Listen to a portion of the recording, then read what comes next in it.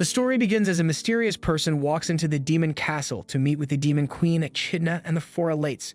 The person reveals himself as the hero Leo Demonheart, who wishes to join the demon army, but Echidna rejects him. The reason for the rejection is that a year ago, when she attacked the humans, Leo was the one who single-handedly defeated her and the demon army. After he is kicked out of the castle, the four elates, which include the Dragon General Edvard, the Shadowless General Murns, the Beast General Lily, and the Sorcerer General Shutina, agree to meet with Leo. They tell Leo that he wasn't accepted into the army because of his attitude, but Leo says he is a changed man. Leo reminds them how he defeated them and says that his strength should overcome his other shortcomings. They ask Leo about his reason for wanting to join them, so he answers that when he returned to the Holy City after defeating the demon army, he was feared by everyone. People started thinking that he's going to be the next demon king and even started sending assassins to kill him. The king had to listen to the people's voices and told Leo to leave the country. Leo wandered from city to city, not knowing his purpose in life, when he heard that Echidna was reforming the demon army, so he decided to apply. The four elates decide to accept Leo into the army, but Shutina tells him that he will be on 1-month probation and she will supervise him personally. Leo has to show some results within 1 month, otherwise he will be kicked out. Shutina asks him to work from the shadows as they are meeting with him without Echidna's permission, but if he is able to show results, she will tell Echidna to accept Leo into the demon army officially. By joining the demon army, Leo also wants to talk with Echidna and ask her why she told her soldiers to avoid unnecessary killing that might have caused her loss. The next morning, Leo goes to Shutina so he can start working, but finds her asleep in her room. He tries to wake her up, but seeing that she isn't budging, he uses a magic spell and changes his voice to Echidna's.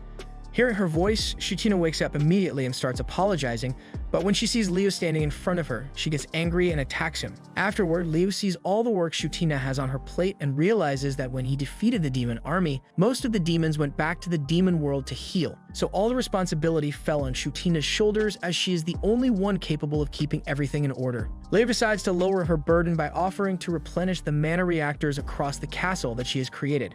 Only the creator of mana reactors can replenish them, so Leo has to use a magic spell to make his magic wavelengths synchronize with Shutina's wavelengths. He tells her that he will complete this task in 2 hours 30 minutes, but Shutina is not impressed as she can complete it in under 1 hour. Leo leaves after using a spell to change his appearance so he isn't recognized by anyone. He comes back after 30 minutes, but when Shutina tries to give him another task, he says that he has to rest so his mana can heal, but uses another spell to see whatever Shutina is doing. Some time passes, and seeing that Leo has no plan to start working, she gets angry and says that Leo can't help the army and is about to attack him when someone knocks on their door.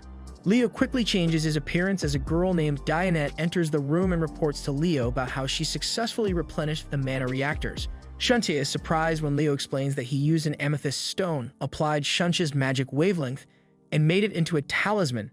Now whoever is in hold of this talisman can use Shutina's wavelength and easily replenish the reactors. Shutina is still worried when Dianette tells her that she always wanted to help her, but she never got the chance.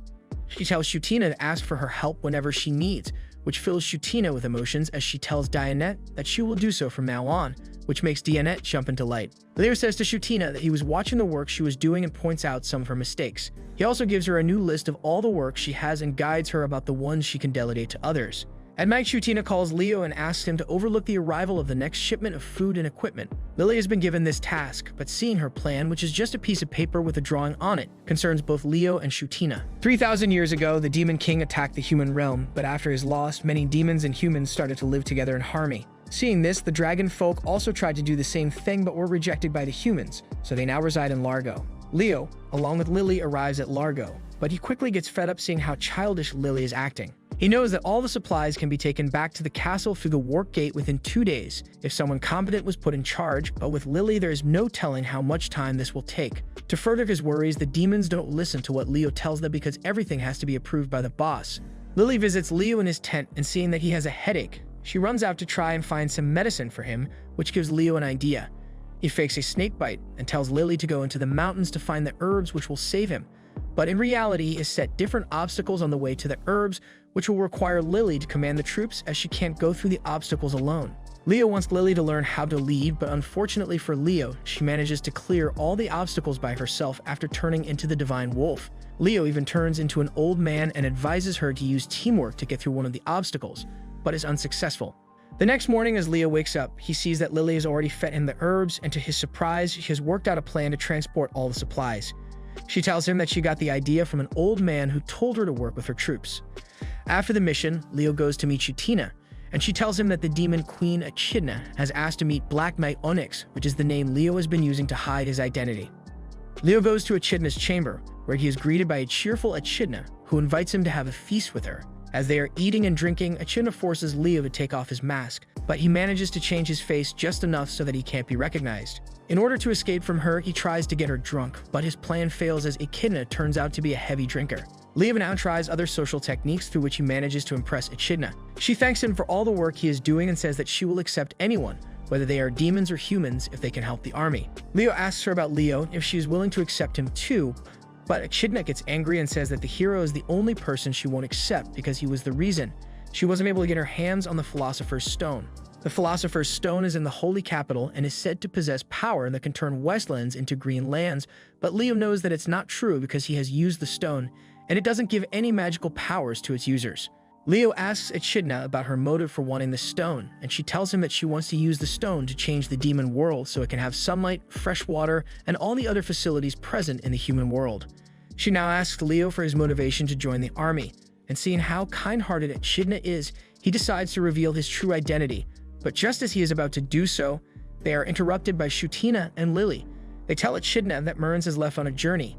Meanwhile, Edvard has left a note saying that he has failed to train his troops and will take his own life as punishment. Echidna goes with Shutina and Lily to look for Edvard, while Leo goes to find Murns. After catching up with Murns, Leo talks with him about if he really wants to quit and says that if he has a good reason for it, he is just going to let him go and tell Echidna that he wasn't able to find him. But Leo knows that Murns doesn't want to leave the army, so Murns tells him that he has to conduct interviews after 3 days, but he isn't a great talker. That's why he decided to go on a trip to different villages, so his communication skills might get better. Murns says that now that Leo is here, he doesn't need to go anywhere and ask Leo to help him, which Leo agrees to do. After returning to the castle, Leo asks about Edvard, and Echidna tells him that Edvard was really trying to kill himself but wasn't able to do so because no sword was able to pierce his skin. Edvard is now being watched by his daughter, who is his only weakness, so there's nothing to worry about. Leo now makes Murns act as a female waitress because he believes that this will help him learn the basics of communication. He advises Murns to also be a great listener, which will drastically increase his communication skills. Murns goes to take an order but starts getting harassed by the customers. He tries to do his job as a waiter, but when the customers get out of control, he kicks their ass. Afterward, Leo praises Murns for all the improvement he made in only 1 day and asks him to come to his room, where he tells Murns to practice taking an interview with him. He promises he will answer every question honestly when Murns asks him about his real reasons for wanting to join the army. Leo tries to change the subject, but Murns doesn't let him do so because he knows that Leo lied when he said he wants to destroy humanity. Murns tells him about himself, that he is half human and half demon and was sold into slavery at a very young age. He was hated by humans and was found by the assassin organization. He wanted to kill all the humans, so he helped Echidna from the shadows, but he was angry seeing that she wasn't killing anyone. After formally joining her, he even thought of killing Echidna so he could command the demon army to kill everyone. But seeing her righteous ways, he became one of the 4 elites. Leo now reveals his own past, telling Murns that he was born in Tokyo during the mechanical era, which was before the era of magic. Only humans used to live in the world, but one day, a hole opened in the middle of Tokyo, through which demons came flooding into the world. To fight against the demon, the humans created 12 bioweapons called the Demon Heart series. He was one of the bioweapons and is the only one who is still alive. He is now more than 1,000 years old, and all his life, he has been trying to help humanity, but when the people said that they don't need him, he felt happy instead of sad because for the first time in his life, he could quit his duty of being a hero and do whatever he wants. That's why he wants to join the demon army, and through his experience, he knows that they are good people, so he wants to help them achieve their goals. Murns says that Leo still isn't telling him everything as he falls asleep in Leo's room. Edvard's daughter Julieta tells Leo about how her father tried to kill himself because his troops got defeated by a chimera. Edvard believes that his troops aren't working hard, which makes Leo think about how powerful and unique people want everyone to be on their level and don't realize how hard it is to be strong.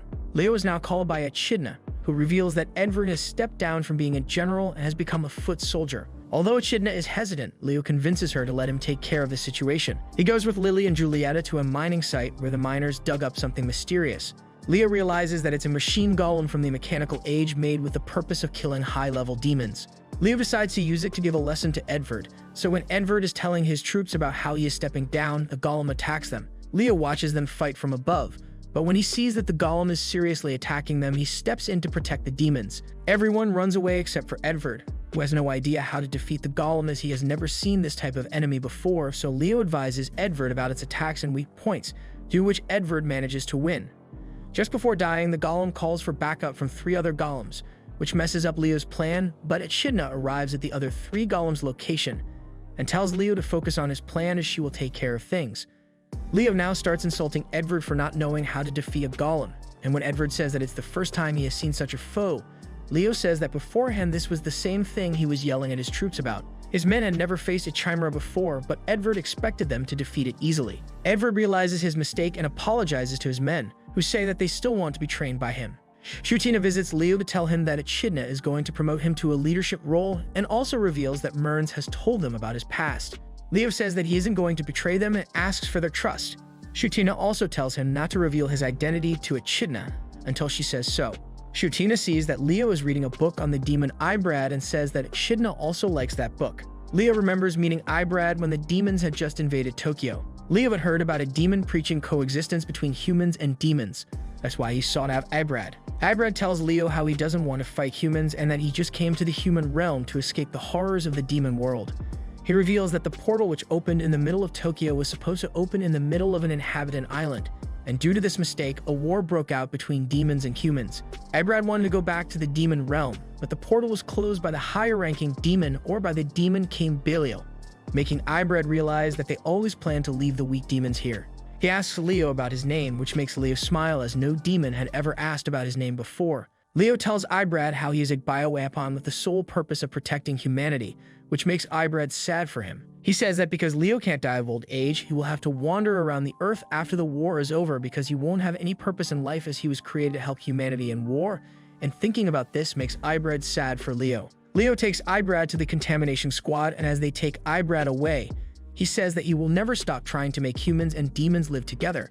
He also tells Leo to live his life however he wants, and that if a moment arrives when humanity doesn't need him anymore, he should do anything he wants to do. Leo goes to a meeting with the Echidna and the 4 generals where Echidna is planning to make Leo a general, but they are interrupted when the portal between the human and demon world starts closing. They manage to make the portal stable, but Echidna knows that it will close after 7 days, and who knows when it will open again.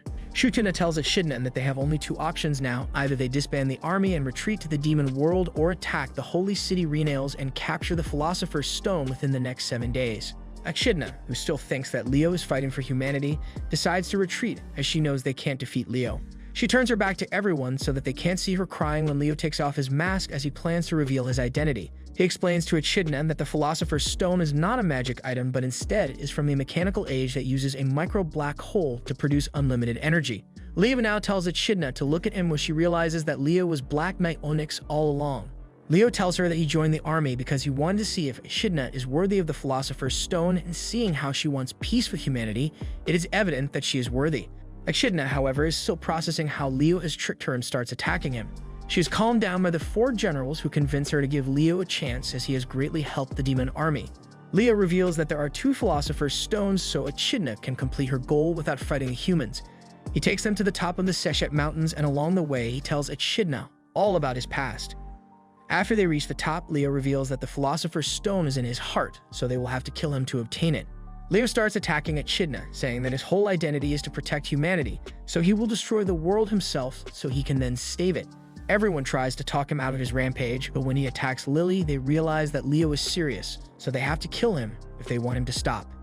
Even though everyone attacks Leo seriously, he's way too powerful than they had imagined as he easily defeats Edvard, Mearns, and Lily. Seeing that they have no hope, Echidna asks Shutina to buy her 42 seconds as she prepares to use a spell passed down from Demon Kings for generations. The Demon Kings made this spell for the sole purpose of defeating Leo, but no one has ever used it before. She hits Leo with a spell named Hero Binding Spell, Anti-Leo, which stops all of Leo's abilities for a brief moment. Leo's life now flashes before his eyes as he thinks about how his only purpose was to protect humanity from evil from the moment he was born. He lived through countless wars, but when peace finally arrived, he realized he didn't want to live in peace as his whole identity would be lost. He wanted the world to be submerged in war so that he could continue living as a hero. Leo contemplated remaking the Demon Heart series, envisioning a twisted version where their ultimate objective would be the annihilation of humanity rather than their safeguarding. However, his delusion abruptly shattered when actual demons launched an assault on innocent humans. Realizing the imminent danger, Leo swiftly eradicated the Demon Heart before it could manifest, confronting the harsh reality that he had become the very malevolence he was meant to shield humanity from. As his purpose is to protect humanity from evil, he decides to kill himself as he is now evil. But he can't just die, as he has to pass the Philosopher's Stone in him to a worthy successor. That was when he met Echidna and saw her telling her troops to avoid unnecessary killing.